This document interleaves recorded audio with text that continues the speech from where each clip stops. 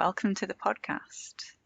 The 23rd of June is International Women in Engineering Day, so here we are with a special bonus episode to share our personal experiences, thoughts, hopes and dreams. Enjoy! Hello everyone, my name is Royd Al-Hamed and I'm glad to be a part of this great podcast. I just wanted to wish everyone a happy International Women in Engineering Day and share a bit on why I became an engineer. So it's all started me as a kid, loving to construct stuff from almost anything that I can find in the house. So I thought that what architects do, then later on I found out that what civil engineers does. I was persuaded to go in a different field. However, things did not work out and I ended up doing engineering, which I absolutely love. Then after doing my bachelor degree in civil engineering, I did a master in structural engineering and then did my PhD in structural and fire safety engineering. And today I'm fortunate enough to be a lecturer in civil engineering, teach all the young engineers all about structures and how to build the stuff and pass this knowledge on. It's been a delightful ride for me and I really enjoy being an engineer. So happy International Women Engineer Day, everyone.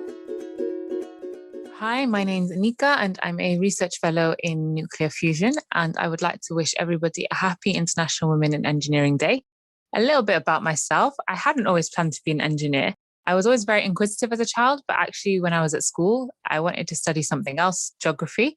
But I had a bit of a mishap with my exam and missed a page in my exams. And because my other subjects were science and maths, I thought engineering would be a good option because it was kind of a combination of all of them. And I found it really hard to specialize and stick to one thing. And I liked the variety that it offered.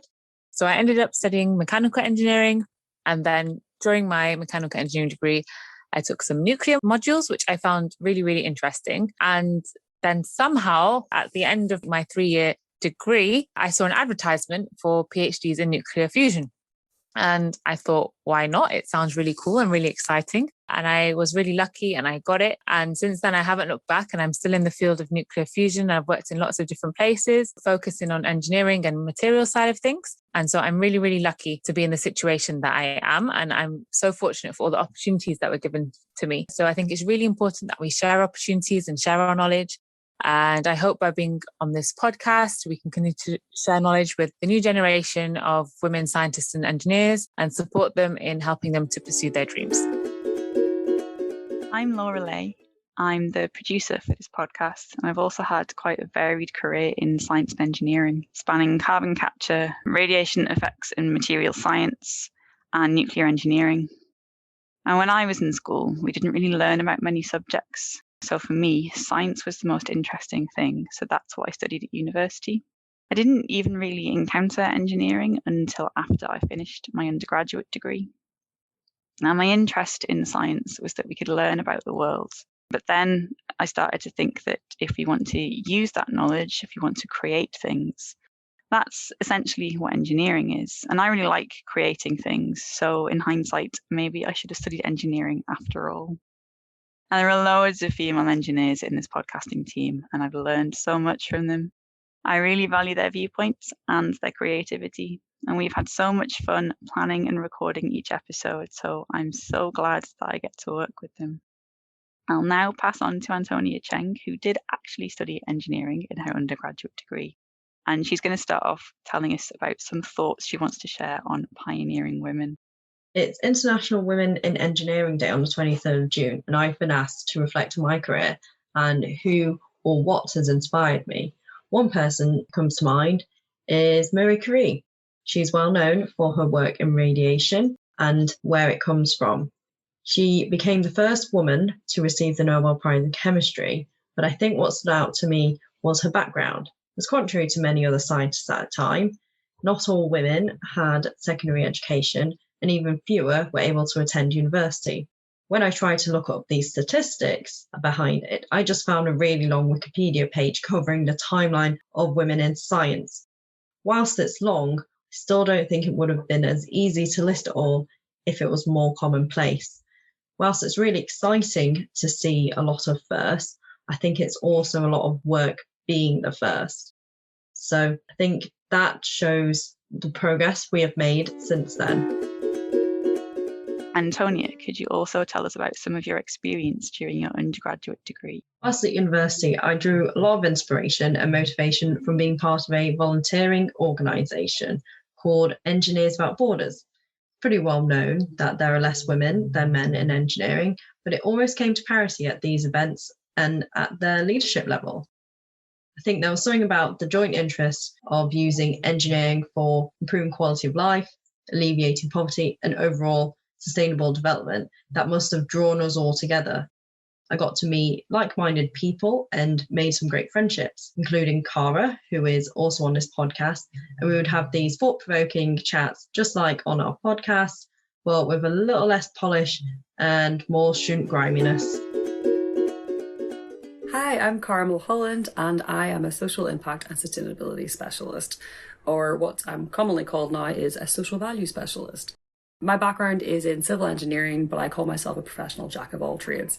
The reason I got into civil engineering and why I call myself a jack of all trades is that you can bring together the physics, the maths, the data science, the digital tools alongside the management, the geography, the people side of things, and you're really understanding stakeholders and the impact on people's lives of engineering. And that's what I'm really passionate about, the connection between how things work, but also why we build them the way we do. So my story of how I got into engineering, I think really I can trace it back to understanding that I read a book called Mind-Boggling Buildings when I was a kid. I just loved hearing the stories of how these buildings were built, but also how they really connected with the culture of everyday life at the time. But then I went on, I was really fortunate. I did the engineering education scheme when I was still at high school, and I went on to become the Northern Ireland Young Engineering Team of the Year. I then did my undergraduate and master's, during which I was fortunate enough to be part of Engineers Without Borders, a voluntary organisation, and then I got a summer research project, which I then went on to do a European Commission internship in Italy for a few months of engineering research. And after that, my PhD, which was funded by industry and the research councils. And then after that, I'm now doing an Innovate UK funded research project for a couple of years. So I've really been lucky that I've been able to get lots of different types of opportunities to be able to work in this niche, which is bringing together lots of different areas of different fields and different backgrounds. And so that's the kind of thing that you like, understanding science but applying it to everyday life. Then that's why I think engineering is just a really interesting place to be. Hi, my name is Amina, and I would like to wish everybody happy International Women in Engineering Day.